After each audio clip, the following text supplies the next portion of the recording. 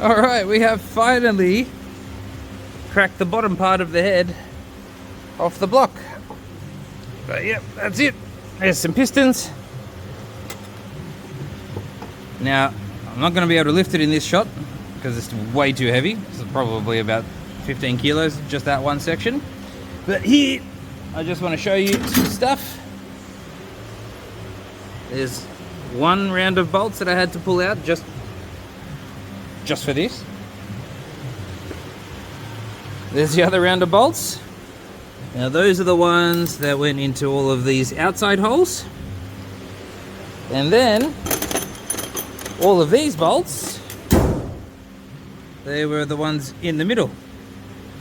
So yes, a ridiculous amount of unbolting just to remove one piece of alloy. Hello. So yeah, popped it off, and I'm not sure if you noticed before, again, I don't really need to be too careful with this thing because this is getting replaced. But you can see we've got some coolant has made its way.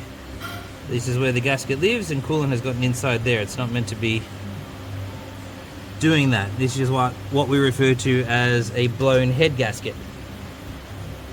So yeah, coolant getting into places where oil is meant to be. And see down the bottom underneath, sorry, press the stop button. But yeah, this is underneath the head where the valves are. You can see here, this one has gotten really hot. And one of those ones back there as well. But yeah, so this is why we've replaced everything. And here's your gasket. So we'll finally pull all the rest of this out and get the block cleaned up, and then we'll put the new gasket in and all the other good stuff and start the reassembly.